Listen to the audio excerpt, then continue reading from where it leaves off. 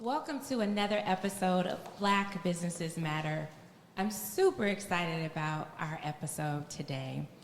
Our episode is all about Juneteenth, and so for our podcast listeners, you'll get a chance to actually be able to watch this episode. We're super excited about this show because we're talking about Juneteenth. We're talking about freedom. We're talking about access for Black Americans. And so when we thought about this show, we thought about what brand was significant to Juneteenth. And we have the Ideal brand right here in Chicago who launched their business during Juneteenth. But before we dive into how they started, because I think it's really important that we understand what is Juneteenth and the significance around Juneteenth, because most people just don't know. We know that with George Floyd, the killing, everyone, I mean, it was all kinds of things going around, like people were talking about it. But before we start, I really want to talk about, had you heard of Juneteenth prior to George Floyd? Absolutely, okay. absolutely, yeah. And was it here in Chicago, or where did you hear, like for you, or for anybody, where did you first hear of Juneteenth? Southern family. Southern? Yeah, it gets That's a good really question. big down there. Yeah, yes, Alabama, that's where I learned, in Mississippi. Atlanta, yeah. Yeah, so Georgia's definitely really Yes. big on it as well as Texas, obviously. But, Absolutely. What about you? I'm thinking about it. I mean, I've known about Juneteenth I don't remember when I really kind of like figured it, out what it was. I think it was, but also my father lived down there in Marietta, Georgia. So I think that, I want to say that he was part of that, but I'm not really sure. I've known about it since I was 14, 15. I'm 46 now. So Okay. So we've known about this for so long that I feel like now the world has finally figured us out, right? Yeah. We've been knowing about this. Yeah. What about you? For you, where did you first learn about I want Juneteenth? to say probably in the 90s I started recognizing it. Okay. My sister was going to like functions in regard to Juneteenth, and we were Okay. getting into that separation from us and the 4th of July, Okay. their freedom versus our freedom, you know what I mean? Putting Yeah. that in your conscious. Yeah. So I'm going to say in the 90s. In the early 90s for you? And what about you, Jamal? I think I want to say college. College. First year of college, being, exposed to, more African American history than you get it from your traditional, Chicago public school system. Just being more introduced to more figures during that time, and so I would say 1994. Okay. And so, all right, guys, let's not that I want to go back to that moment of George Floyd, because we know that is a very sensitive moment in history. But knowing what we look at it today, and knowing that today I have the founders of Moore's Beer who created a brand, and I have said this about you guys, you all are straight up disruptors in the beer game. Yes, And, how was that vision created, knowing that Juneteenth, for all of you all, you were very aware of it?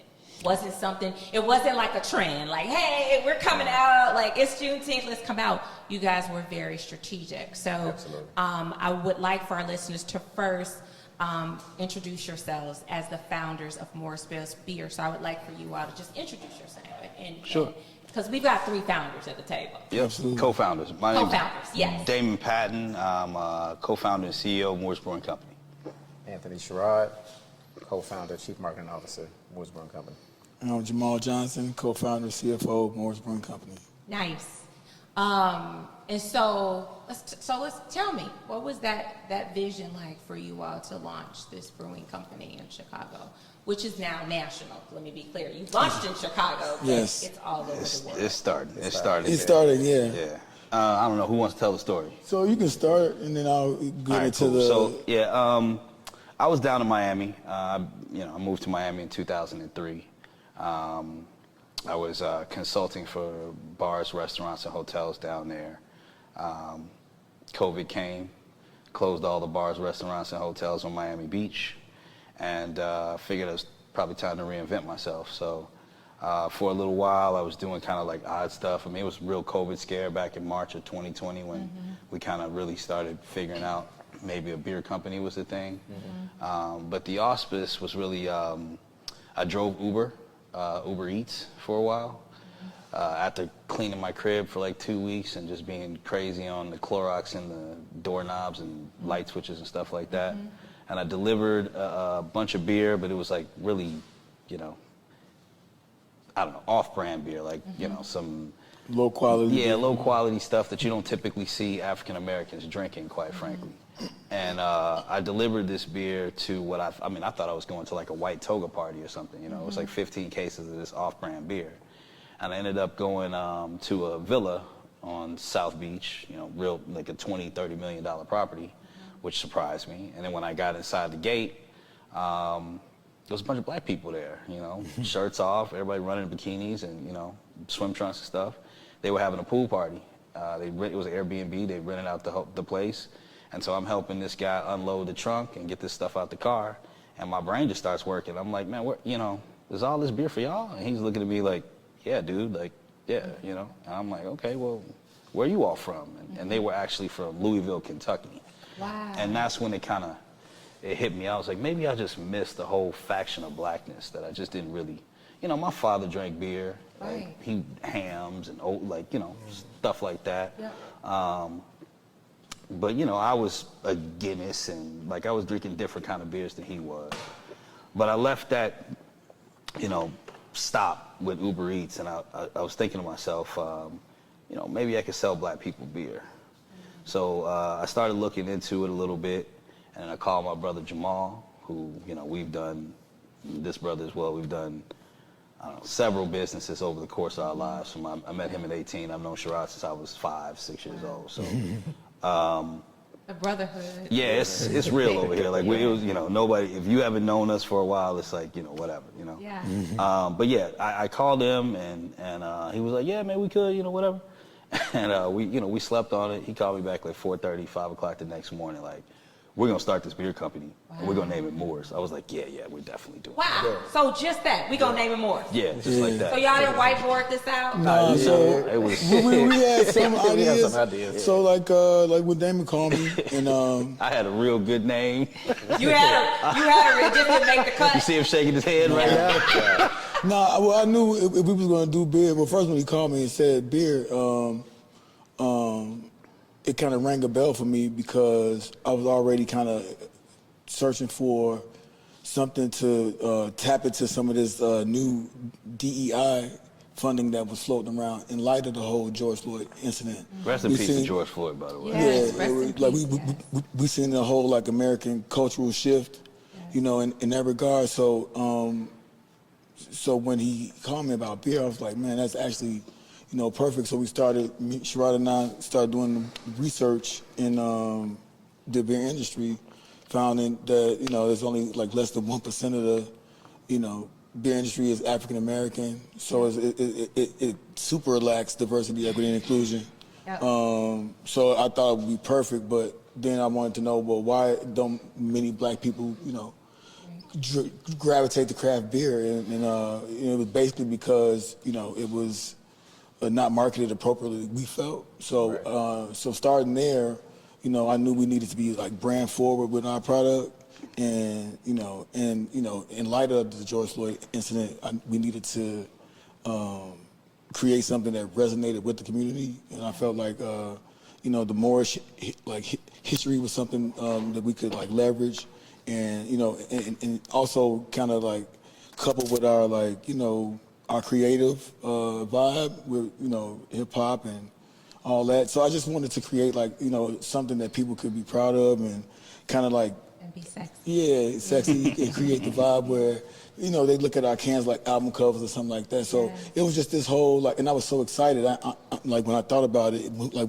when it hit me, because I knew it would work, but everybody was asleep.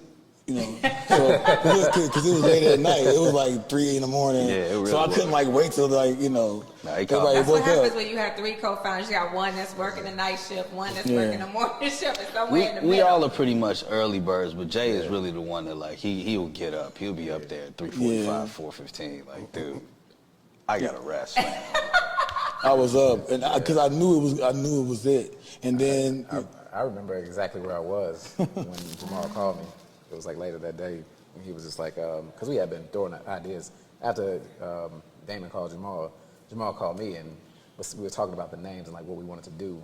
And so I started to dive into what the brand really should represent. You know what I mean? Like all the from an emotional standpoint, like what are we really trying to say or whatever. And then Jamal hit it with the Moors and was like, boom, that's it. Something I could sink my teeth into, right?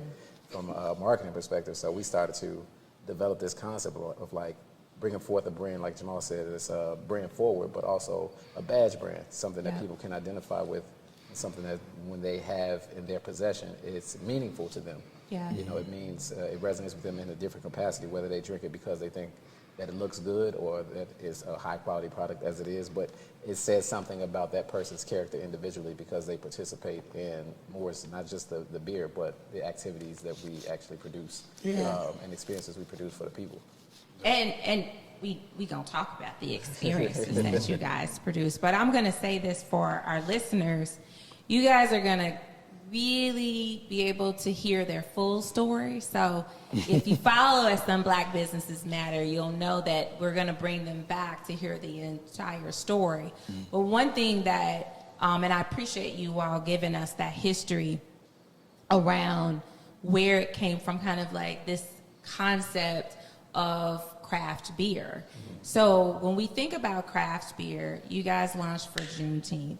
I want to really talk about like the advancement of Black people when it comes to Black businesses. Because when we look at companies, and you all have seen it, right? You all saw in the last 2 weeks all the brands just slapping Juneteenth on Everything. like on everything. The right? ice cream. Juneteenth ice cream. Whoa, I mean, And then it was vanilla. it was right. I mean, and then so I don't know if so I was driving. You all, they even have Juneteenth fireworks. Yeah. Juneteenth fireworks. Like, I mean, it's crazy. So I really want to discuss, what do you all think? And we're going to talk a little bit more with you too, David, because we're going to talk about disbelief. Because people are probably wondering, like, who's this gentleman right here? That's our brother. That's, I know, right? Right. The disbelief. So we're gonna dig in more about that. But I do want to talk about, really what should brands really be thinking about to advance culture and freedom around Juneteenth? If I may, I think we should lean into it. I think we should lean into the culture. I mean, I think, quite frankly, as we've experienced already with Black History Month, for example, we've seen brands kind of leverage that to their advantage. But I think instead of being kind of upset about it, we should probably do the same, right? And in fact, it kind of creates another opportunity for our brands to be seen and highlighted in like a different way. But at least we control the narrative. Exactly. Yeah. So I think we lean into it and like cash in on it basically, as do the other groups and cultures that have holidays and such that surrounds their time. So like Easter is always big time for chocolate or whatever. You know what I mean? Right. I think Black History Month and Juneteenth should be big revenue drivers for Black businesses. Absolutely. So instead of taking the the other viewpoint, I think we should lean into it and capitalize versus and figure out how to own it, versus it being kind of like appropriated, if you will. Exactly. And I mean, this notion that Juneteenth, and I've said this, and we will definitely ask you all about joy, but it's giving us permission to celebrate. Absolutely. Because oftentimes we're not given permission to celebrate. There's all of these holidays where there's a celebration. For us, it's more of a very like, I guess, Master, I deserve to celebrate now. I made it. We've never been able to do that. So when we think about Juneteenth, and I want to ask you guys, just from that question of what do you think brands should really be doing to advance the culture of Juneteenth and what it really stands for?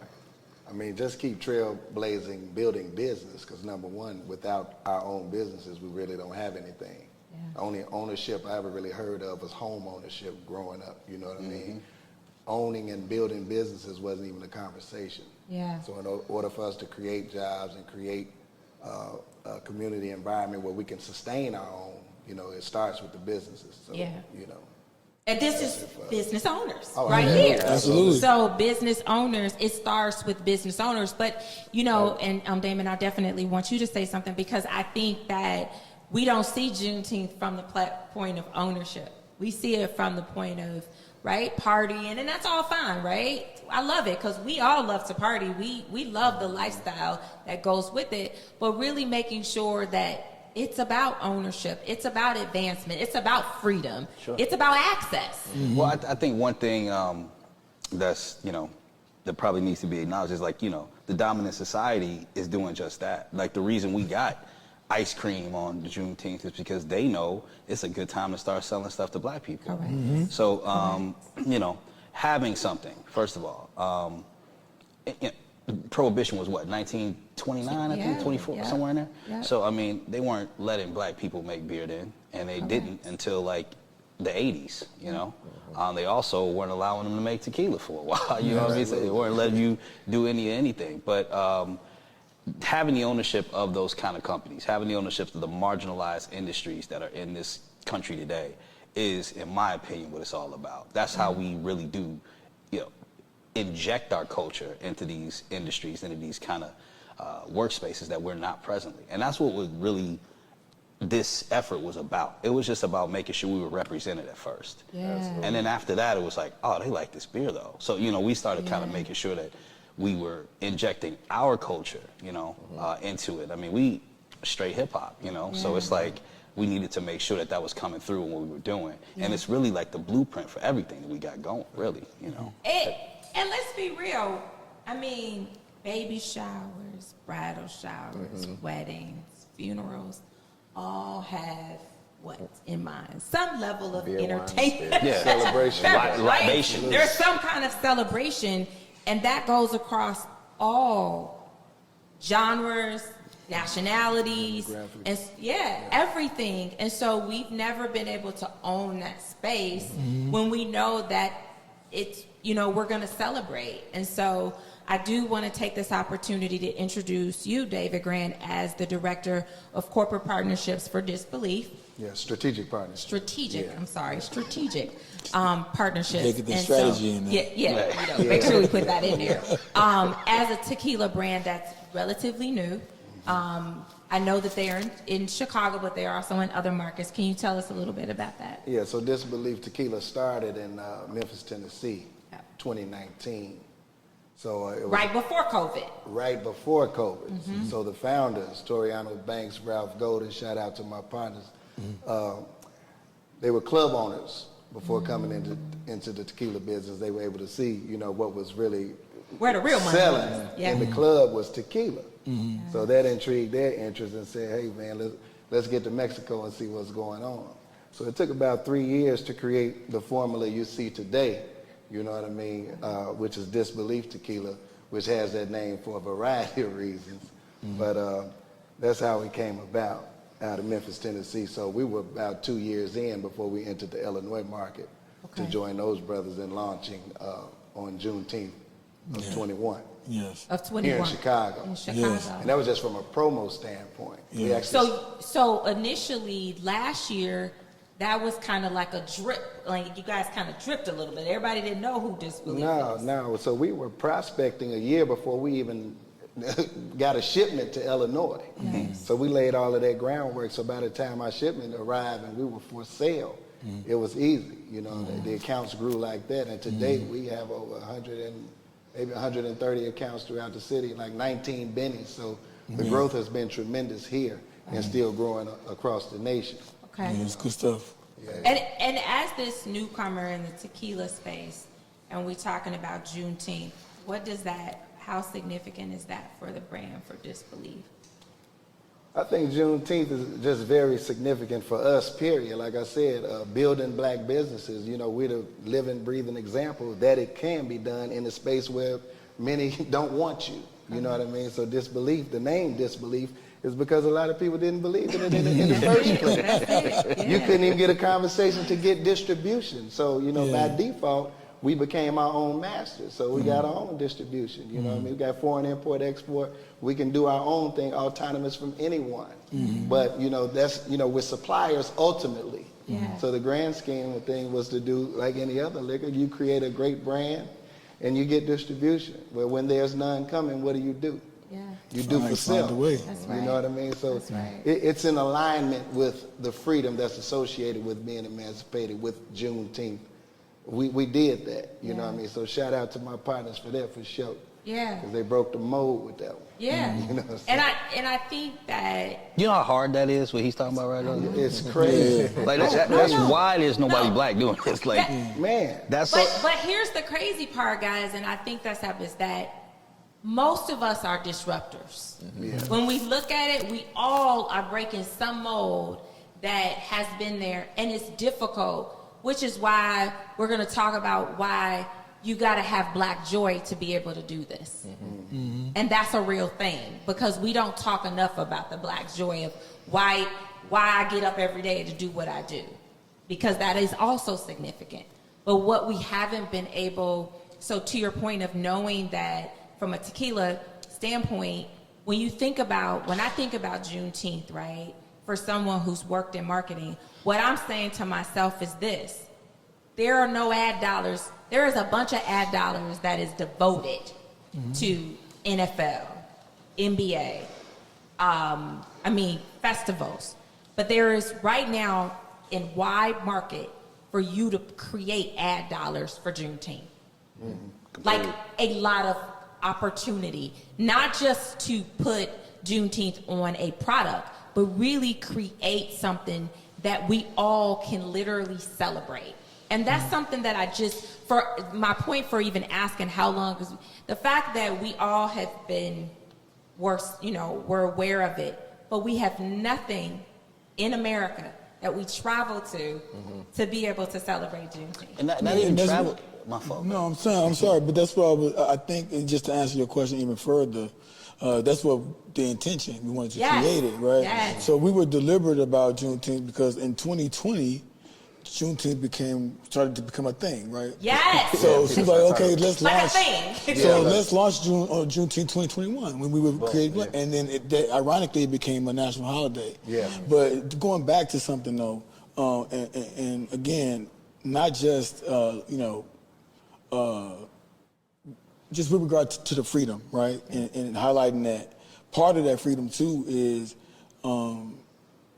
black businesses leveraging each other in that time, during that time, or not just during that time, honestly, but if we have to pick a time to do it, Juneteenth and Black History Month alike are the times where we should leverage each other's businesses and not just, so that way we own it completely. Yes. That's the low-hanging fruit, man. It is the low-hanging, but it's a low-hanging fruit that can produce and yield so much return. Oh, yeah. I mean, we don't even have a parade. Like, you know what I mean? Exactly. Right. To your point, It's like, It's developing. Yeah, This thing is still developing. It's brand new Yeah. in terms of being celebratory. And we are in 2022. I just want to remind the world. you brought up a great 1865, 20, here we are. You brought up a great question that I want to answer from a different perspective about what brands should be doing for Juneteenth. Yes. I want to talk about like brands, like larger brands that we know of, not just our African American owned businesses. Absolutely. But I would say it's just staying true to diversity, equity, and inclusion. It's like you can't just make Juneteenth ice cream, have some meaning behind it, right? Understand what Juneteenth actually means. Correct. Right? Remember back in the day when they used to put on Fruity Pebbles, they'd have like Fred and Barney like rapping. Yep. Right? Yes. Yes. Sure. So yes. that's like, having Juneteenth ice cream without having any substance behind it Correct. and no authenticity behind it is like, Barney Rubble rapping. Yep. You get what I'm saying? Yep. Yeah. So you have to actually, understand and include people who actually have a perspective Correct. on Juneteenth, Correct. who are those creative thinkers, Yes. those producers of products, have them included into your push as a larger brand if you want to do something around Juneteenth, or you want to do something with the African American market in general. So that's how brands can start to make that shift. And every year, you use Juneteenth as a recognized as a flag, like, oh, I'm supposed to be doing something Absolutely. more authentic this year for Yes. African Americans, and not just something that I think or our little study group Correct. thinks that we should be doing. Correct. Like, what about those people that actually create that stuff and include them into Absolutely. I And mean- this is a point that, when I thought of this episode, it's giving us an opportunity for those who sit in the seats, right? Who sit in those leadership roles to be intentional with tailing their jobs and their bosses. We have to do something. Like, this is something that we're missing out on as an opportunity to be able to showcase our real commitment and being authentic about it. Because it's almost, and I've said this, I've shared this with David before, is that it's an afterthought. Black history it's like, it doesn't happen until January 15th, MLK Day. It's like, oh, we should do something for Black History Month.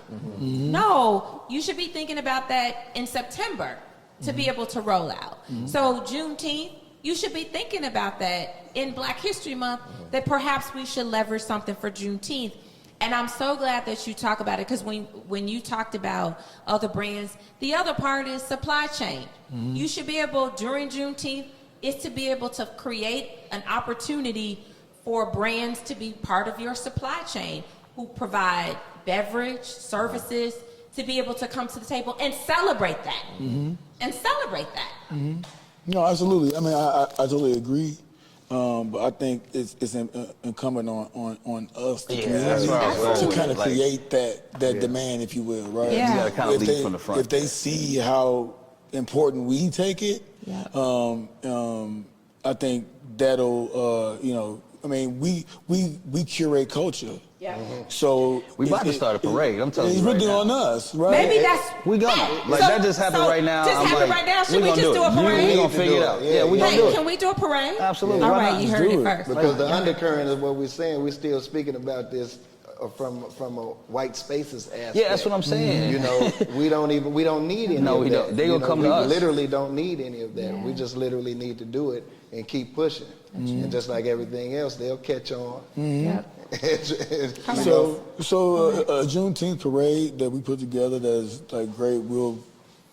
I'm sure a lot of big brands want to be a part of that. Absolutely. Absolutely. I mean, just from Chicago, look at the Bud Billiken. Well, that's what I'm saying. You were talking about earlier that there's nothing that we could travel to, and Right. that's something right there. They could do in every city of the country, or we could do in every city. of the country. No, we could just do it here and have people come, make it so Yeah, big yeah, that people exactly. come here. Chicago is the destination city. Yeah, People absolutely. can travel here Yeah. to be able to. Like how people travel to New Orleans Absolutely. for Essence Fest. Yeah, They can come here for Juneteenth And time. exactly, and to know Emancipation Ball. The emancipation. So we're going to talk about the Emancipation Ball. We're definitely doing that. Like, We're going to talk about the Emancipation And Ball, Pure because that's Fest where 22.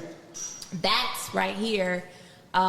What we get to talk about how you guys have collaborated together to create this ball that is just opulence. That was the word. Just just straight opulence. With That's disbelief. disbelief tequila. Yes, Where just opulence opulence. meets tequila. I love it, and it's on the 99th floor of Sears Tower. Of Sears the Tower. Sears Tower. We gonna Of Sears still call Tower. it the Sears Yeah, Tower, yeah. but I know it's called the Willis Tower. But we're gonna give them a little bit of love because the Yeah, Willis, they paid a lot of money to put their name here. Jay So said they let's about go. to flip the name again, aren't they? That's what I hear. That's what. Oh wow. Well, It's going to be called the Morris Tower. Right, exactly. the Morris Tower. All right. So tell me about Emancipation Ball. Tell us about the Emancipation Ball that's being held on Saturday.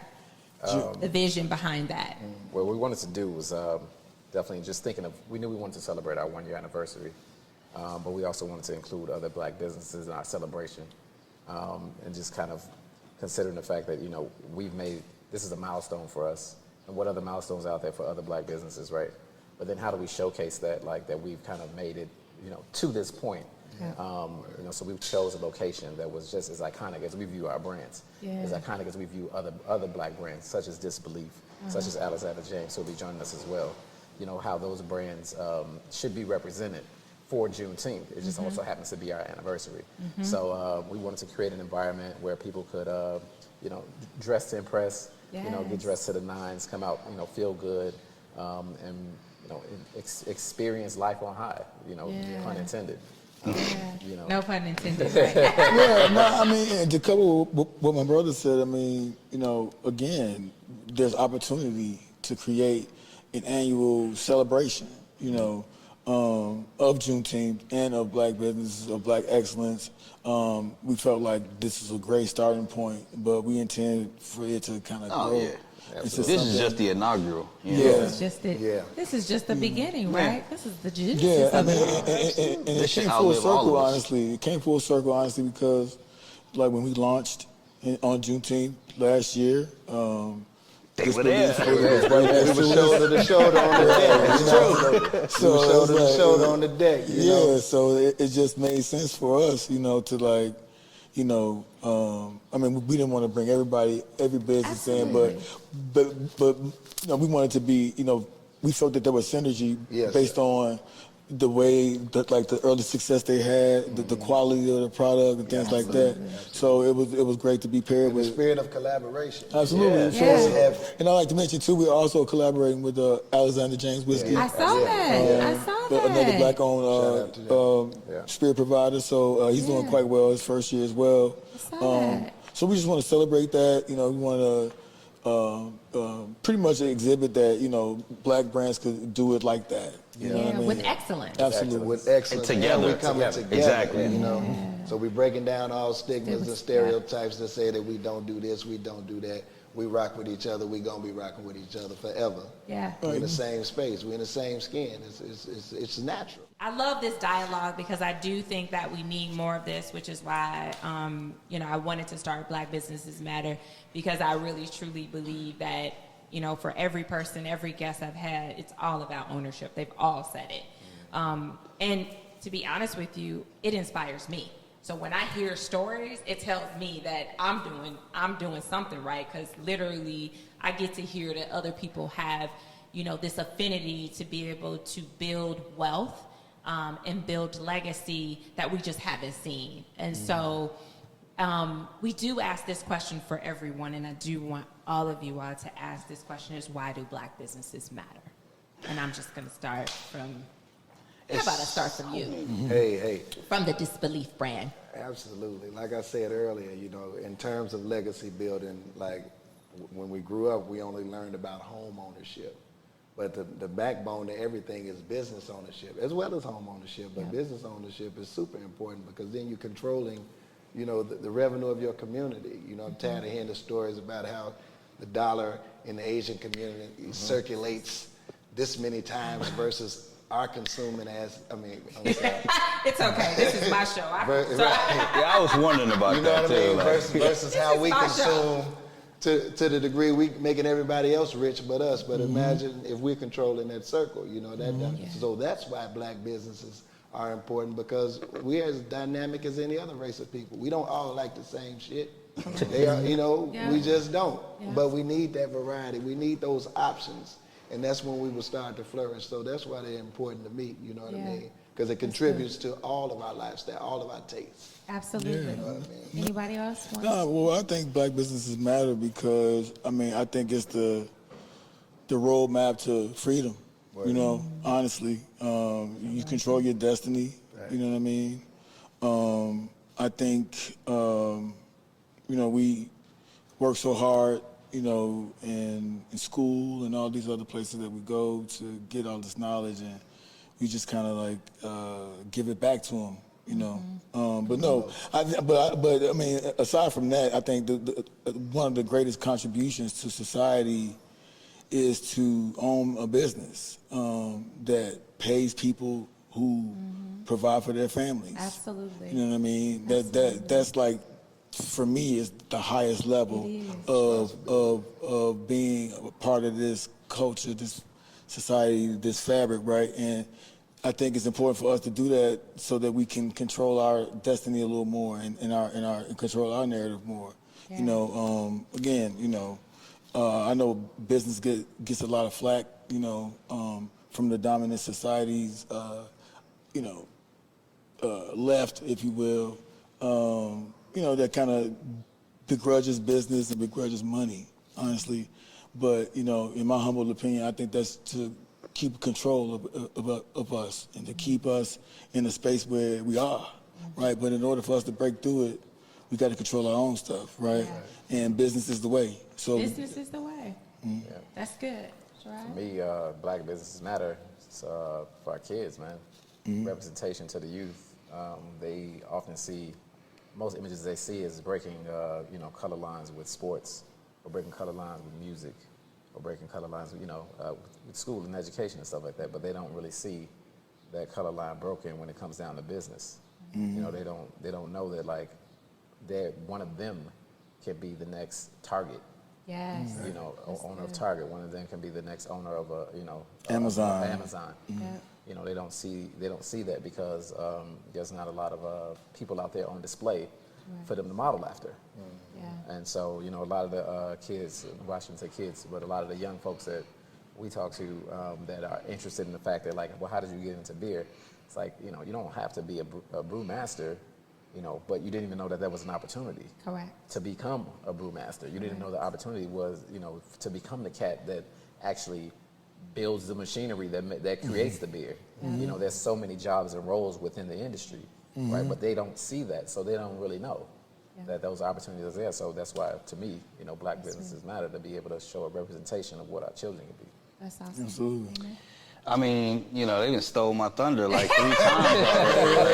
I don't know really what else I could add. I was gonna go with that, then I was gonna go with that, then I was gonna go with that. I was like, all right. I think they just back. Yeah, they matter for so many different reasons, really, and all of the reasons that were stated earlier are paramount. Like that, Black businesses, especially from a representation standpoint, especially from the fact that we're providing a path for people who kind of never thought there was a path to this particular industry, that it is something that is definitely the way to get free. We've been such a marginalized people for so long. I mean, I've had jobs for other people, I hated every one of them, you know what I'm saying? This one is a job for myself, and I love the fuck out of this job. And it's harder than anything else I think I've ever tried. But this is it. Like, this is it. This one, to me, and I mean, I'm a serial entrepreneur. I started off at 5 selling those little Chinese jacks at Beasley Bus. So, I mean, I've been doing this a long time. But this particular business being so marginalized, because again, alcohol specifically was an old boy network game. Like, they controlled... Not was. It not even was. It's still, right? Again, it's only about 70 beer companies in the United States that are African-American owned. Wow. That's crazy. It's like 12,000 beer companies. It's like a $9 billion industry. Yeah, it's so much money. And less than this. 1%. And like, for us to not have any kind of... Again, we don't know how to make beer. Like, I don't know how to do that. You know what I'm saying? But it was important to us to find someone, Black if we could, that can make our beer. And we did that. And it was, I don't know how to distribute alcohol, but it was important to us to find somebody, Black if we could, to distribute our alcohol. But let me just clarify something real quick. Right. Don't give them too much, because y'all coming back. We don't talk about this 5 hours. We don't physically make our beer. I'm a CPA. I don't do the math. Yeah, exactly.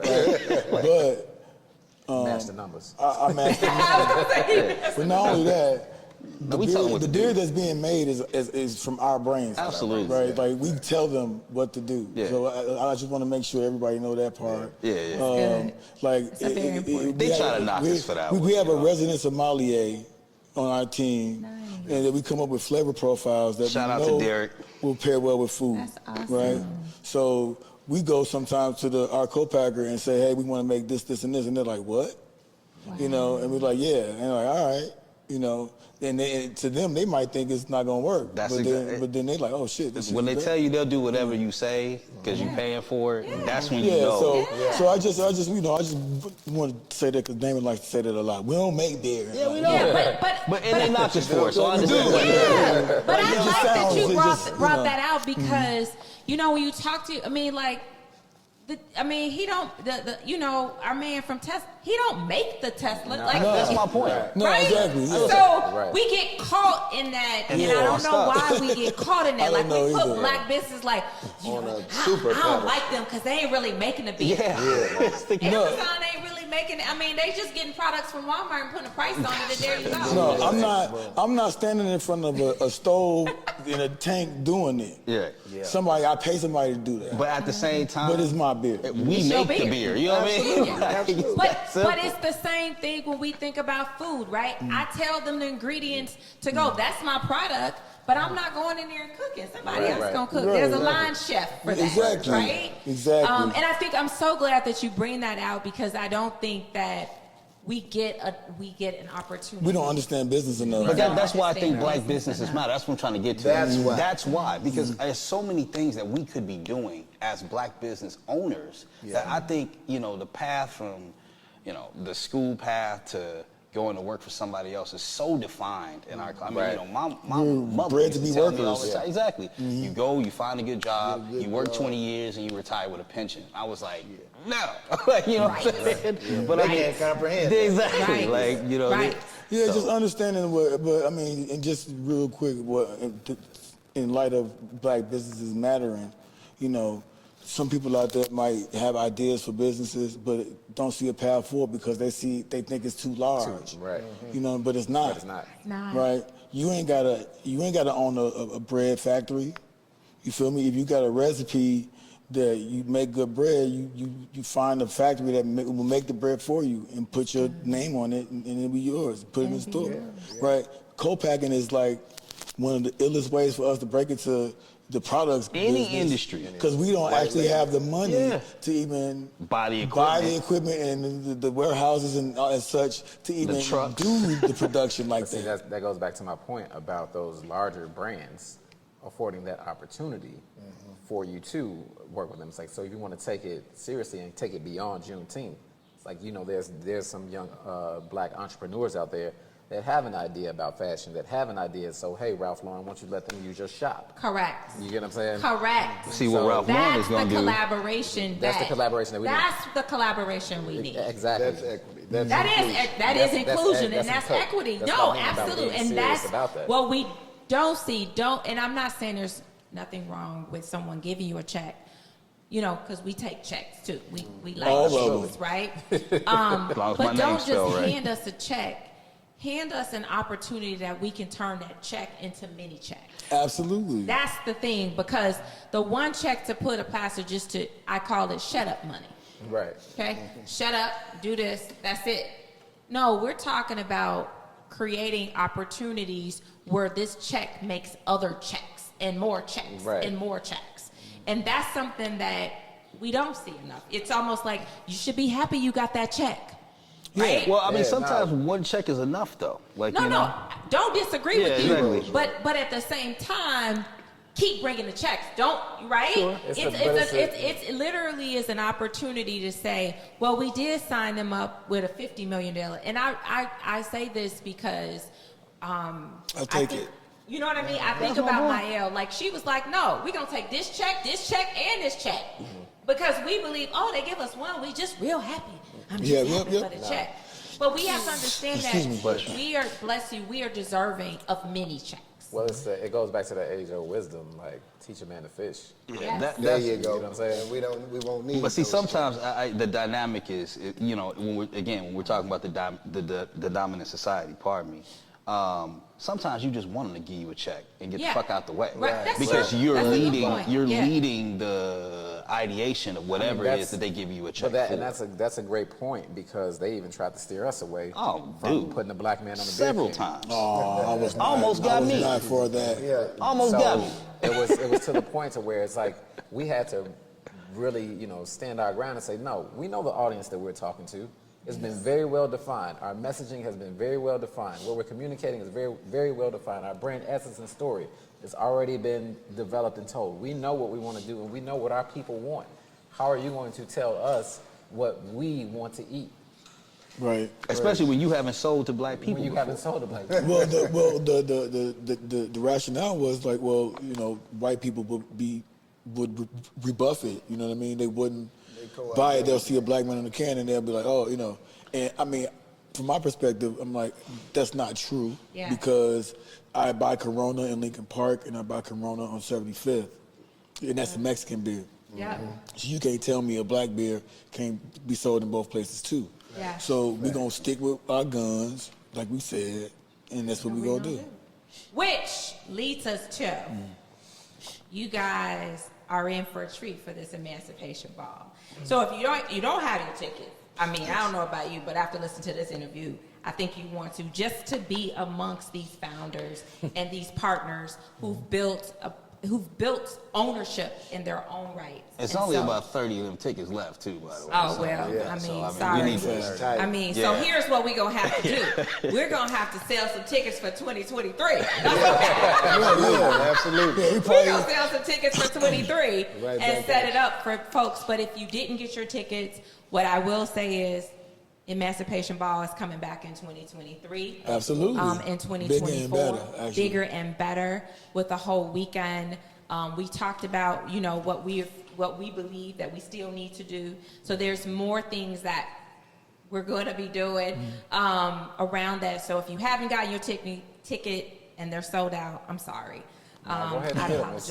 emancipationball.com. Emancipationball.com. Emancipationball.com. Now, I'm going to say this. I know we thank you for listening to our podcast, but I'm going to tell you this. We're bringing the 3 co-founders back for episodes, so you just want to just hold tight because they're going to dig in a little bit deeper on kind of some of their best practice, especially for entrepreneurs that are wanting to launch their own business and really be able to give you some advice and some things that could help you advance on that idea. So I'm looking forward to them coming back and really giving us some wisdom around that. So as we wrap, we do this because I just believe that it's important. I know we've got a little bit of time, so we're going to go through real fast. What brings you joy? Money. Oh, man, they say money. Quick. I need to make a song. Anita Baker song? No, charaderie. That was so off the cut. All right, I'll take it. Family and pretzels, snacks. Pretzels! Yes! True. So y'all know what to get on some pretzels. What about you, David? Go. I want to say family, my children. You know what I mean? Their progress. Yes. It's a joy to watch. Yes.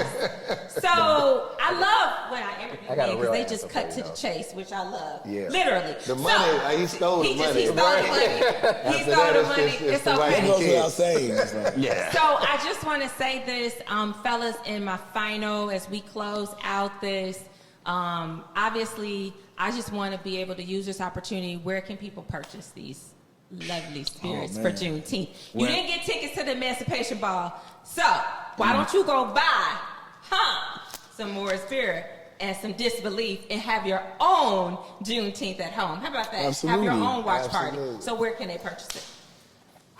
A lot of places. It's like over 130 locations throughout Chicago. Your local liquor store near your home has Disbelief Tequila, guaranteed. And what's the best way to make the tequila? What's the best way what's to the make best way the to, best cocktail? Yeah, the best cocktail. You know, I got a thing called Moe's Mule. I've had some of it. Just Yeah, I like gave that, you I a like secret that. recipe. It's kind of Okay. simple: ginger beer, lime juice, a little sprig of mint. That name's hilarious. Yeah, In That's Chicago, Moe's that's Mule. a hilarious. all what right, I'm saying? so go get your disbelief. Get you some ginger beer, yeah, lime juice. lime juice, Yes, and of course, Disbelief Tequila. Disbelief Tequila. You We can got do that. it. You can do it with the Blanco or the Repo. Both of them Okay. pair well. Okay. You know, it's up to your preference. because folks will still be probably watching Game 7. I mean, it's a whole lot of celebration going going down. on this It's weekend. going All right, down. where can we get Morris beer? About 250 locations across the Chicagoland area. Boom. And If you Mooresbeer.com has a location tab on it, so you Okay. can find the location that sells closest to you. But got it. same thing, you can walk in pretty much anywhere beer is sold and ask for it. It's probably there. Okay, absolutely. your favorite. What's your favorite flavors? What's your favorite? I like our new Hellas Lager. Okay. It's infused with honeydew melon. It's a light 5.1, full body, German lager. That one, in my opinion, it's a fastball down the middle. I think All that right. one is, that's it right there. Okay. Anybody? You got a favorite? I'm gonna go with the Sessionelle. Who? The Sessionelle, the first baby. Okay, the first baby. Yeah, my first son. First son. Okay. All these you need to stock up for Juneteenth. I want to thank you for tuning in for another episode of Black Businesses Matter.